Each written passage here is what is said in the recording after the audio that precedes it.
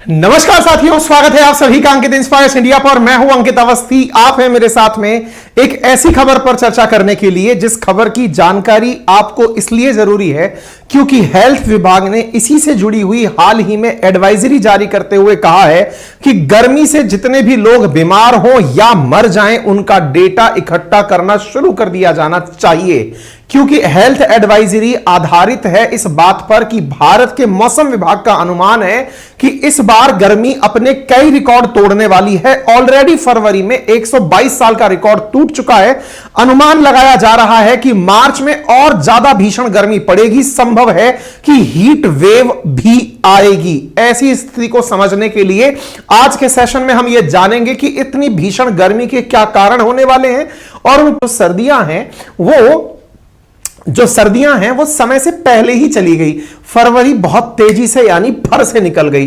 ठंड ने बहुत जल्दी विदाई ले ली और ऐसी स्थिति में बहुत तेज गर्मी महसूस होने लगी। मार्च में ही लोगों को गर्मी के थपेड़े महसूस होने लगे हैं। ऐसी स्थिति में केंद्रीय स्वास्थ्य मंत्रालय ने गर्मी से बचने के लिए एडवाइजरी जारी करते हुए कहा है कि क्या गर्मी से बचने के लिए करें और क्या ना करें। ऐसी पूरी लिस्ट बनाकर दी गई है, किन चीजों से परहेज करें और किस तरह के उपाय अपनाएं। स्वास्थ्य मंत्रालय ने सभी राज्यों के मुख्य सचिवों को चिट्ठी लिखी है जिसमें कहा गया है कि 1 मार्च से ही गर्मी में होने वाली बीमारियां, तेज गर्मी के शिकार हो रहे मरीजों और हीट वेव से होने वाली मौतों का आंकड़ा दर्ज करना शुरू करें।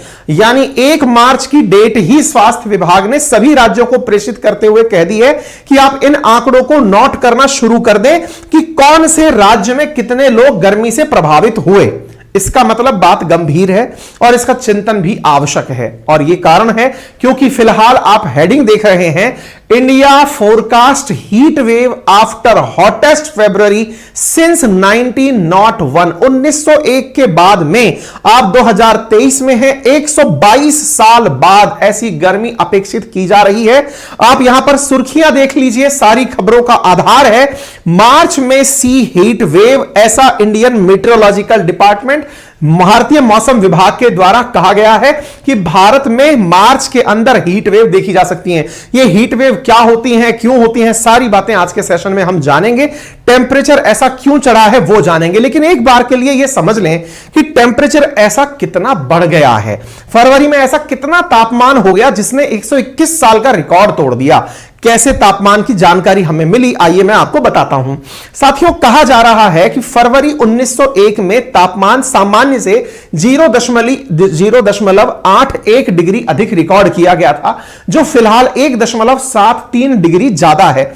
ऐसी स्थिति में जो औसत तापमान है वो अधिकतम 29.5 डिग्री नोट किया गया। कहां पर? संपूर्ण भारत का एवरेज लिया जा रहा है, उसमें 29.5 डिग्री तापमान दर्ज किया गया। पूर्वोत्तर भारत जो नॉर्थ ईस्ट है, भारत के पूर्व और मध्य भारत में, उत्तर पश्चिम के कुछ हिस्सों में अधिकतम तापमान में सामान्य से ज्यादा होने की संभावना है।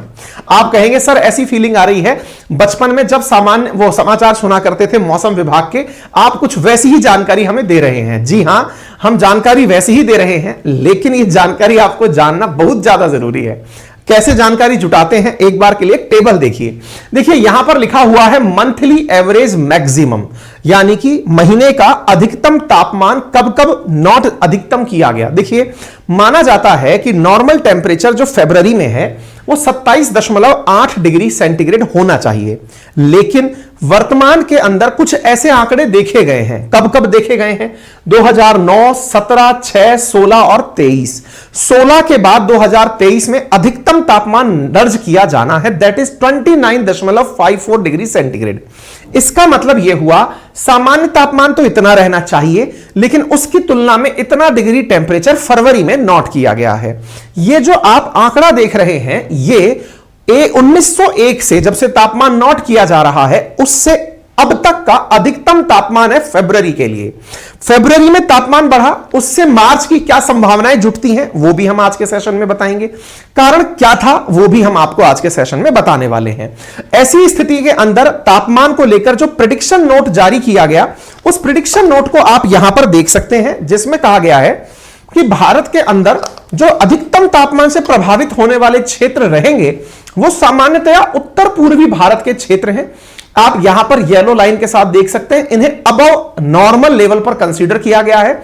जो ग्रीन साइड है यानी कि एक तरह से हरियाणा, पंजाब, हिमाचल, जम्मू कश्मीर के अंदर जम्मू वाला जो क्षेत्र है यह नॉर्मल सिचुएशन फील करेगा।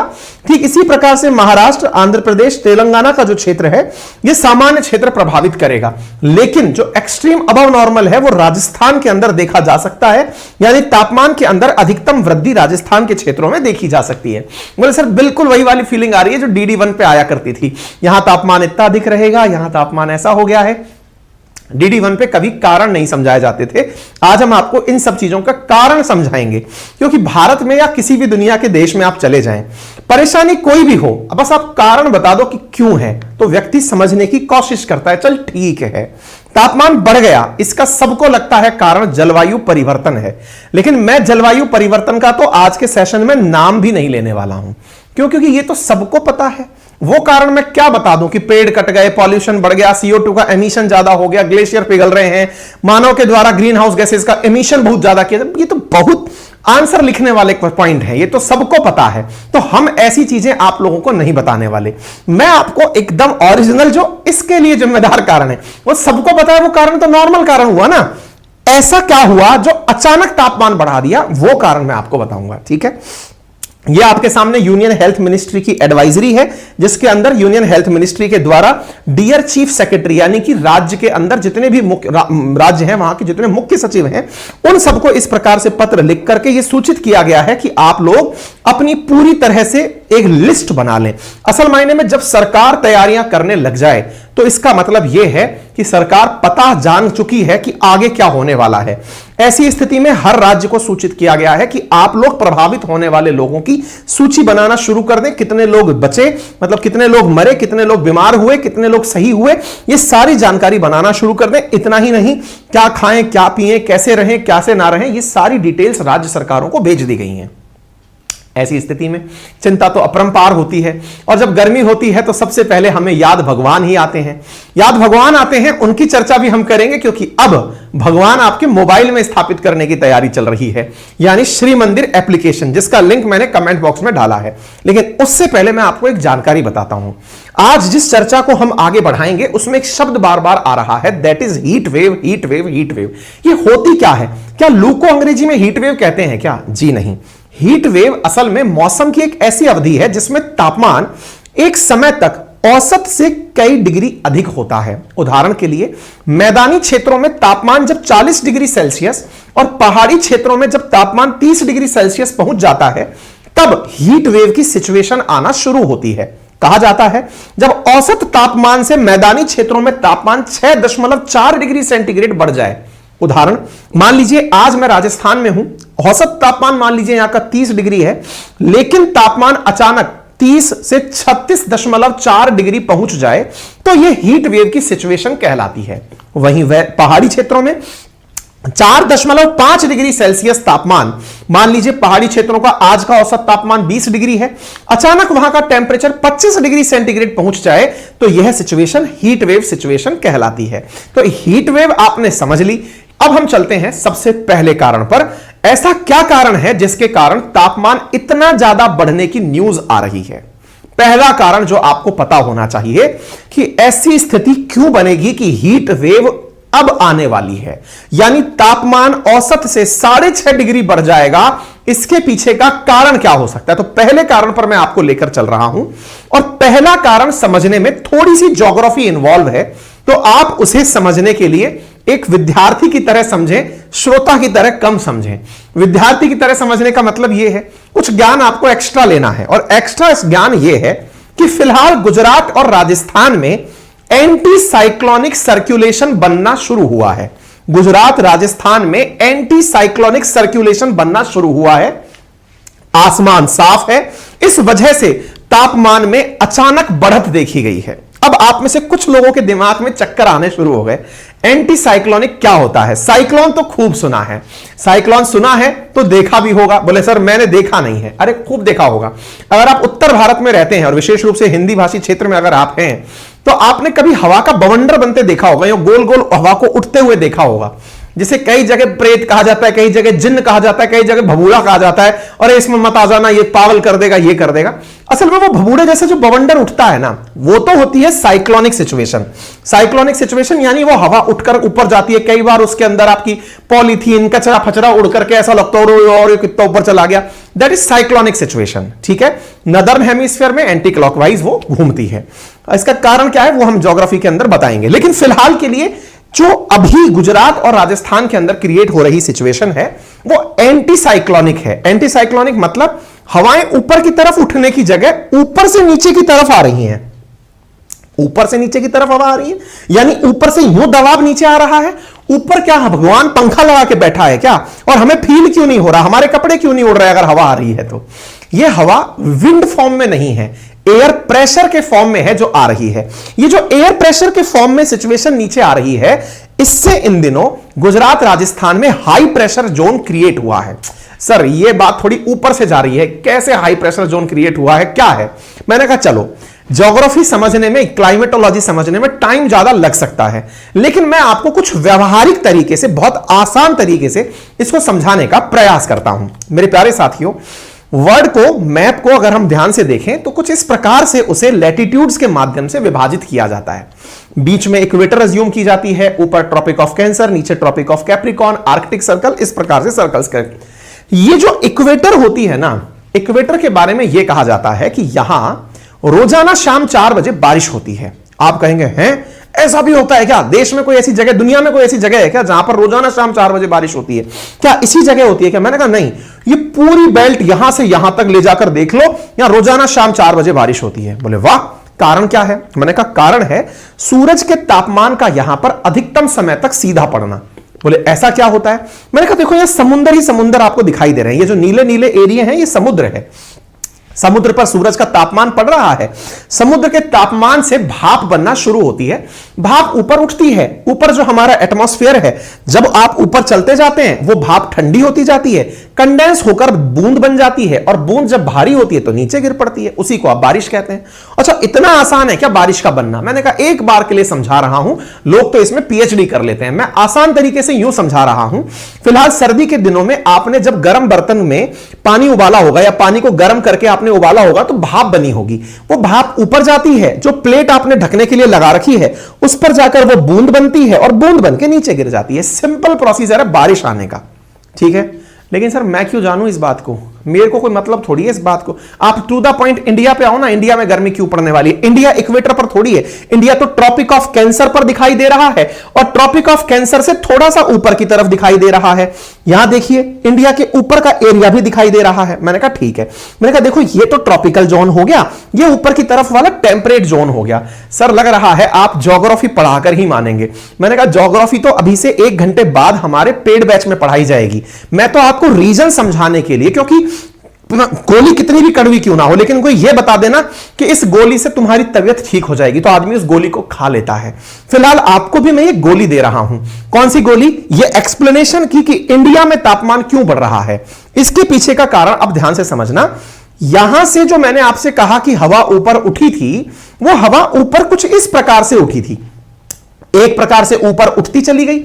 हवा जब ऊपर उठती चली गई तो ये ट्रॉपिक ऑफ कैंसर के पास जाकर डिसेंड हुई। अब आपको ऐसे समझना है, मान लीजिए कि मैं जमीन से पंखा ऊपर की तरफ मुंह कर दूं, एक पंखा लगा दूं, और वो पंखा जो है ना अपनी हवा ऊपर छत पर फेंके, उल्टा काम कर दूं, यूं नहीं यूं कर दूं। वो हवा जब ऊपर छत पर टकराएगी तो क्या हवा डायरेक्ट नीचे आकर गिरेगी? आंसर है नो। तो कहां आकर गिरेगी? वो हवा छत पर जाकर लेफ्ट और राइट और आगे और पीछे सब जगह डिस्ट्रीब्यूट होकर फिर नीचे आने की कोशिश करेगी, यानी हवा उठेगी यूं और घूमकर नीचे आएगी। बिल्कुल आसान भाषा में इक्वेटर पर आप ऐसी ही सिचुएशन समझें। इक्वेटर से जो भी आपने हवा ऊपर उठाई थी, यहां से जो हवा उठाई थी, ये ऊपर जाकर फिर नीचे की तरफ आकर गिरना शुरू होती है। जिस जगह आकर गिरना शुरू होती है वो जगह ट्रॉपिक ऑफ कैंसर के पास में है वो जगह ट्रॉपिक ऑफ कैंसर, यानी हवा यहां से उठी यहां गिरी, यहां से उठी यहां गिरी। हवा जिन क्षेत्रों में गिरती है वहां हाई प्रेशर जोन बनता है। हाई प्रेशर जोन ये देखिए, ये लगभग 30 डिग्री नॉर्थ के अराउंड, चूंकि राजस्थान 23.5 से ऊपर है, ट्रॉपिक क्षेत्र से ऊपर की तरफ है, 30 डिग्री नॉर्थ का एरिया है लैटिट्यूड के हिसाब से, तो यहां पर प्रेशर क्रिएट होता है। क्या सर रेगुलर प्रेशर क्रिएट होता है या आज ही प्रेशर क्रिएट हो रहा है? मैंने कहा हमेशा होता है। बोले इस बार क्या है? मैंने कहा इस बार थोड़ा प्रेशर ज्यादा है। ये प्रेशर जब क्रिएट हो रहा है तो सर एक बात बताइए, सामान्यतया तो हम ये मानते हैं कि नीचे से तापमान, नीचे से पानी उठकर इक्वेटर से ऊपर गया, इक्वेटर पर तो उसने बारिश कर दी, हमारे पास बारिश क्यों नहीं गिर रही? मैंने कहा पानी तो वहीं गिर गया, नीचे से हवा उठी थी, बारिश की बूंदें बनकर वो तो इक्वेटर पर ही गिर गई, यहीं गिर गई, इक्वेटर पर पानी गिर चुका, अब हवा बची रह गई, वो हवा घूम करके इस हाई प्रेशर बेल्ट पर आकर नीचे गिर रही है। और ये गिरने वाली जो प्रक्रिया है ये 30 डिग्री नॉर्थ पर लगभग गुजरात और राजस्थान के आसपास क्षेत्रों में हो रहा है। सर केवल क्या इंडिया के लिए ही ऐसा होगा क्या? इधर यूरोपियन कंट्रीज हैं उन पर भी हो सकता है, सब जगह यही हालात है। सर ये पहली बार थोड़ी होगा, ऐसा हमेशा होता है। मैंने कहा मैंने मना कब किया? हर बार मार्च में टेंपरेचर बढ़ता है, इस बार तुलनात्मक रूप से ज्यादा बढ़ रहा है। इसके पीछे का कारण है यहां पर ये जो हवा डिसेंड हो रही है जिससे एंटी साइक्लोनिक सिचुएशन बनती है, ये पहली बार थोड़ी प्रभावी रूप से बन रही है। पहला पॉइंट समझ में आ गया। टोटल ज्योग्राफी है, हो सकता है एकदम शॉर्ट रूप में ऊपर से निकल गई हो। 30 मिनट के सेशन में मैंने अभी एक कारण आपको समझाया है, अब मैं आपको लेकर चलता हूं दूसरे कारण की तरफ। दूसरा कारण समझाऊंगा, वो भी ज्योग्राफी से रिलेटेड है।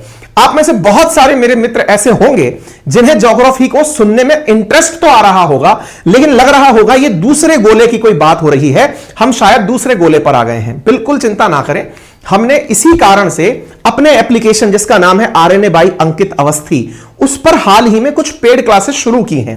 उन पेड क्लासेस में पूरे 6 महीने तक इसी प्रकार का जर्नल नॉलेज, जैसे ज्योग्राफी के सारे कंसेप्ट जो कि एग्जाम के पॉइंट ऑफ व्यू से काम के हैं, वो सिखाए जा रहे हैं। रोजाना शाम को 8:30 बजे वहां क्लासेस हो रही हैं। मात्र 1999 में पूरे 1 साल के लिए वहां कोर्सेज उपलब्ध हैं, वहां जाकर आप कोर्सेज ले सकते हैं।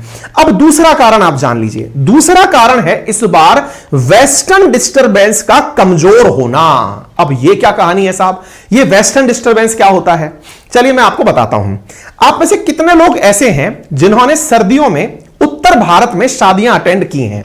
उत्तर भारत से मतलब सर आप उत्तर दक्षिण क्यों करते हैं? अरे मैंने कहा भाई जहां मेरी भाषा समझी जा रही है वो सामान्यतः उत्तर भारतीय लोग हैं और उन्होंने अपने सर्दियों में कुछ शादियों को बढ़िया अच्छे से अटेंड किया होगा। विशेष रूप से राजस्थान, उत्तर प्रदेश, मध्य प्रदेश के मेरे जो मित्र हैं सर्दी के दिनों में शादियां अटेंड करने कहीं गए होंगे, जैसे नवंबर की शादी, दिसंबर की शादी अटेंड करने गए होंगे। इवन मेरे घर में तो एक शादी जो है वो इसी महीने में थी, मेरी सिस्टर की शादी।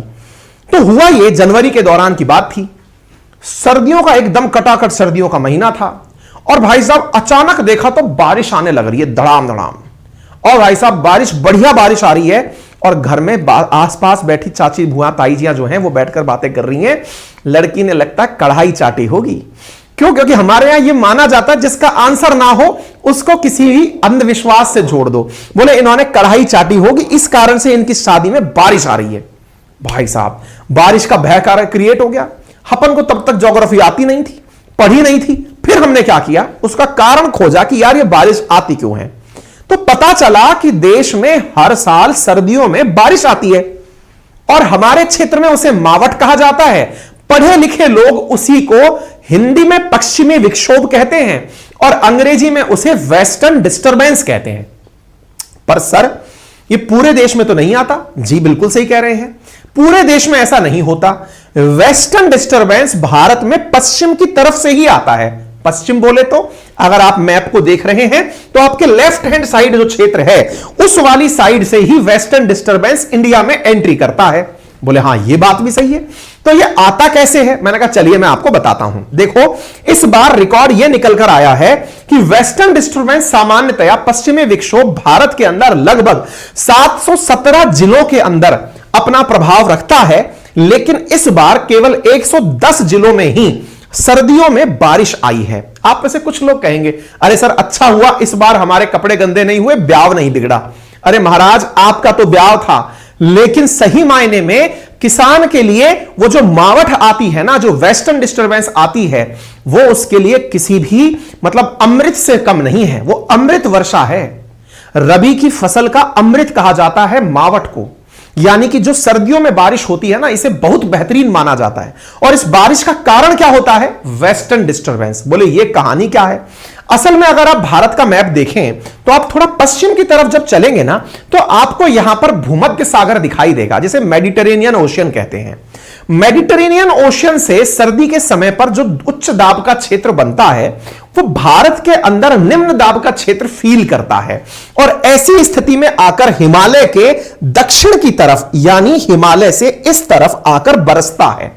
यही कारण है कि राजस्थान, गुजरात, हरियाणा, यहां तो बारिश होती है, उत्तर प्रदेश में उत्तर प्रदेश, यहां तो बारिश होती है, और जो ये पहाड़ी क्षेत्र है जहां पर हमारा मतलब जम्मू कश्मीर है या फिर ये जितने भी हैं, ऐसी स्थिति में इन क्षेत्रों में इस वेस्टर्न डिस्टरबेंस के कारण बर्फ पड़ती है, क्योंकि पहाड़ पर जब वो हवा ऊपर चढ़ती है ठंडा होकर वो बर्फ बन जाती है। तो कारण नंबर 2, वेस्टर्न डिस्टरबेंस इस बार हुआ ही नहीं, बहुत ही माइनर रहा। 717 में से 110 जिलों में ही उसका प्रभाव रहा, यानी इस बार सर्दियां पड़ी ही नहीं, ढंग से जो बारिश होनी थी वो हुई नहीं।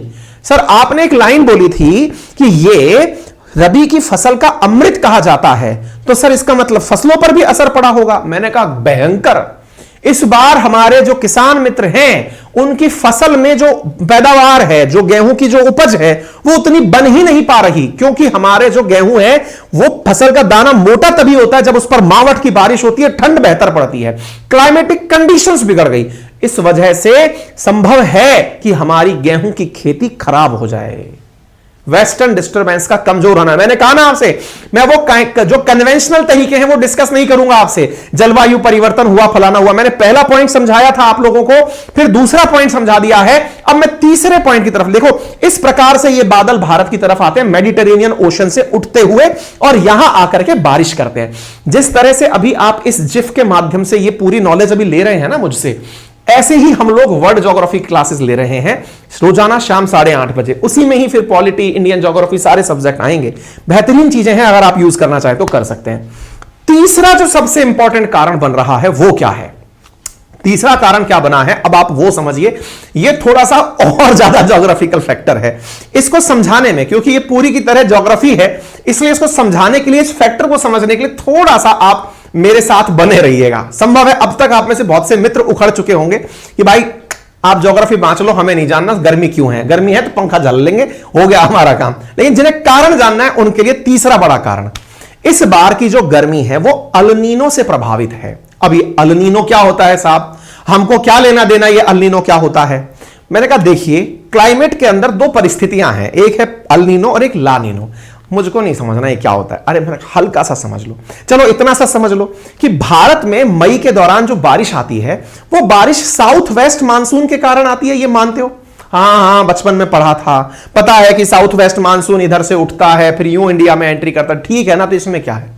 मैंने कहा ये जो साउथ वेस्ट मानसून जब भारत में एंट्री करता है, क्यों एंट्री करता है ये जानना चाहोगे? बोले हाँ।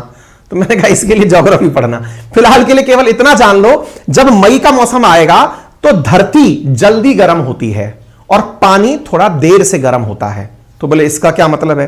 मतलब धरती जब जल्दी गर्म होती है तो हवा जल्दी ऊपर उठ जाती है। बोले हाँ तो मैंने कहा भाई पानी थोड़ा देर से गर्म होता है। तो बोले तो मैंने कहा ऐसी स्थिति के अंदर यहां से जो डेंस एयर है वो अपने साथ पानी को लेकर अर्थ पर चलना शुरू हो जाती है, तो गर्मी के कारण अर्थ पर वेपर वाली जो हवा है वो आने लगती है और वो बारिश बनाती है।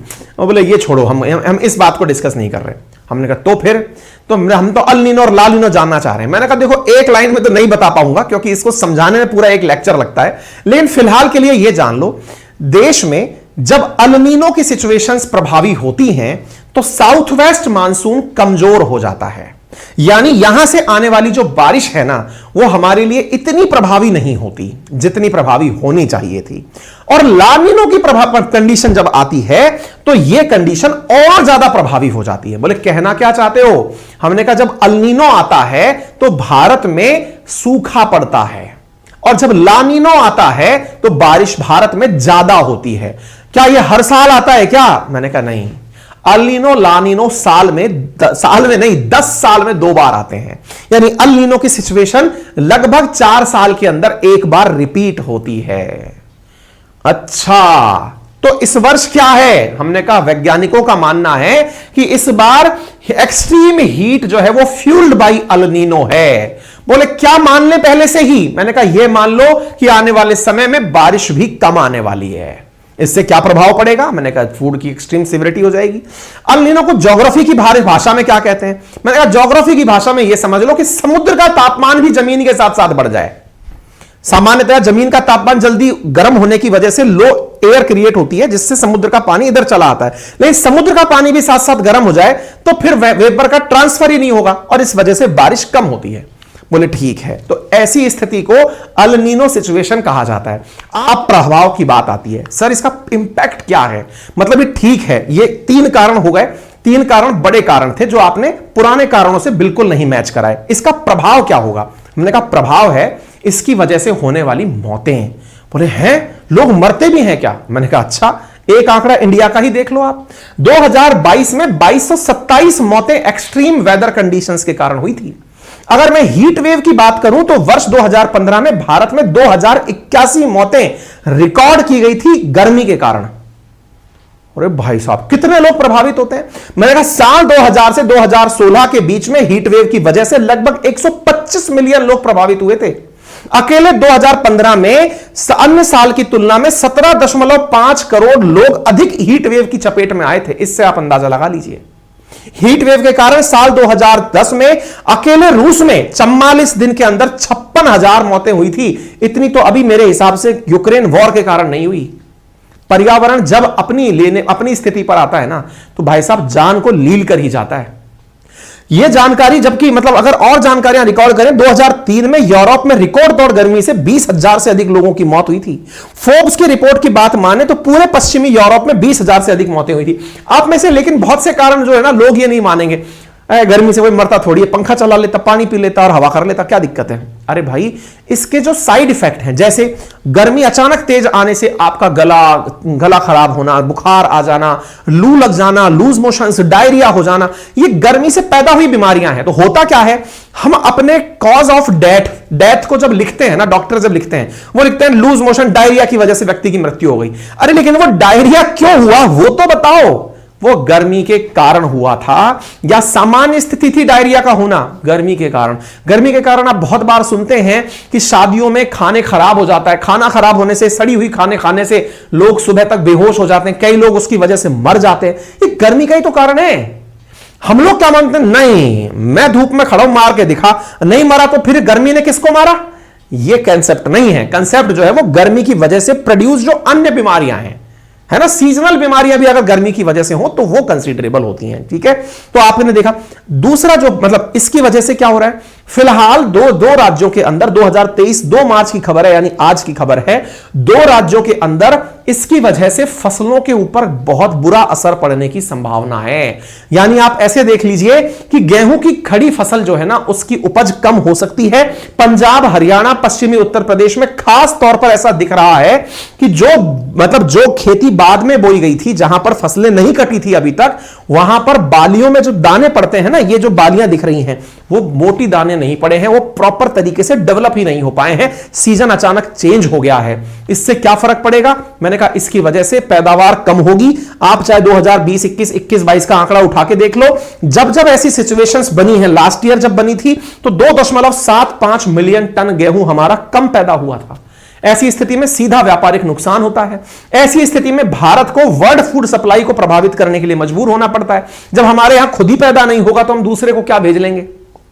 उम्मीद है आपको यह कारण भी अब अच्छे से समझ में आ गया होगा। एज ए इंपैक्ट प्रभाव क्या पड़ा? मौतें हो सकती हैं, खाद्यान्न संकट उत्पन्न हो सकता है। सर कोई बचाव जो बात कर सकते हैं? देखिए हॉस्पिटल में स्टॉक रखने के डॉक्टर्स को निर्देश दे दिए गए हैं। गर्मी बढ़ सकती है जिसकी वजह से जो परेशानियां हो सकती हैं, बॉडी में पानी का कम होना, हीट स्ट्रोक का आना, बच्चों में खसरा हो जाना, चिकन पॉक्स जैसी बीमारियों का हो जाना, वायरल इंफेक्शन हो जाना, खांसी हो जाना, तो इन सब से बचने के लिए आप क्या कर सकते हैं, प्रभावित कैसे रख सकते हैं?